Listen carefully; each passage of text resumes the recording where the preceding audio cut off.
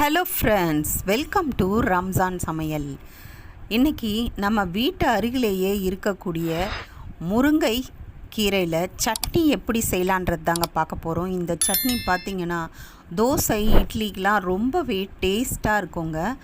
அதையே நீங்கள் சாதத்துக்கு கூட ஊறுகாய் கூட தேவையில்லைங்க. இந்த சாம்பார் சாதத்துக்கெலாம் பார்த்திங்கன்னா இந்த தொகையில் வச்சு சாப்பிடும் போது சும்மா சுருக்குன்னு சூப்பராக இருக்குங்க. இந்த மாதிரி சட்னி நீங்கள் திக்கான கன்சிஸ்டன்சியில் எடுத்துக்கினியா தொகையிலாக எடுத்துக்கலாம். அதுவே நீங்கள் கொஞ்சமாக தண்ணீர் சேர்த்து கலந்துட்டு ஒரு தாளிப்பை கலந்துட்டிங்கன்னா உங்களுக்கு சட்னியாக இட்லி தோசைக்கு கூட ரொம்ப பிரமாதமாக இருக்குங்க.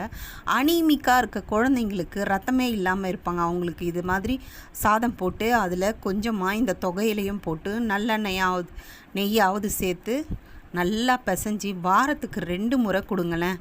அவங்க உடம்புல எப்படி ஒரு பிளட் இம்ப்ரூவ்மெண்ட்டு ஆகுது பாருங்கள். அதுவும் இல்லாமல் நல்ல குழந்தைங்க சுறுசுறுப்பாகவும் ஆகிடுவாங்க. இந்த சட்னி எப்படி செய்யலான்றதை பார்க்கலாம் வாங்க, வீடியோக்குள்ளே போகலாம்.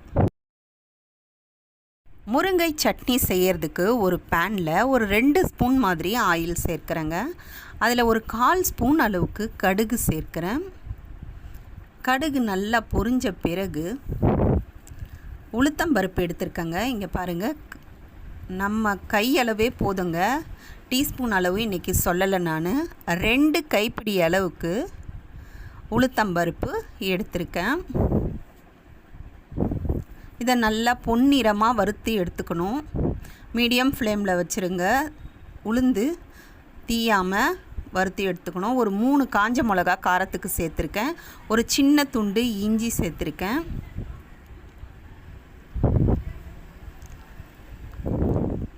இதோட புளி சேர்க்கிறேன்.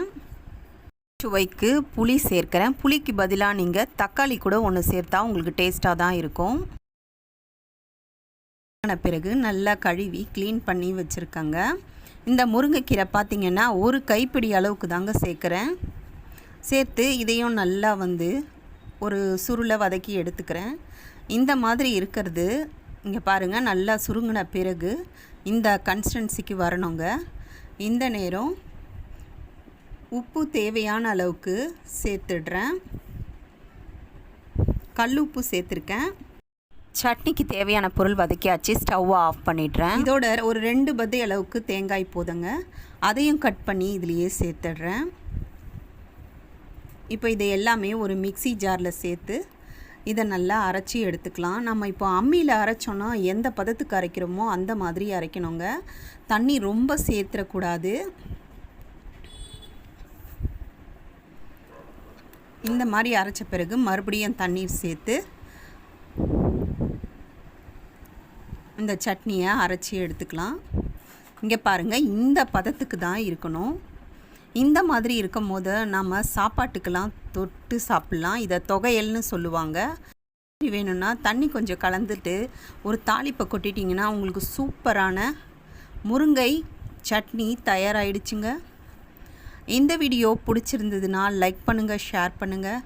மறக்காமல் ரம்ஜான் சமையலுக்கு சப்ஸ்கிரைப் பண்ணுங்கள். Healthy food, healthy life. Video வாட்சிங் தேங்க்யூ. நெக்ஸ்ட் ஒரு வீடியோவில் சந்திக்கலாம். பாய்.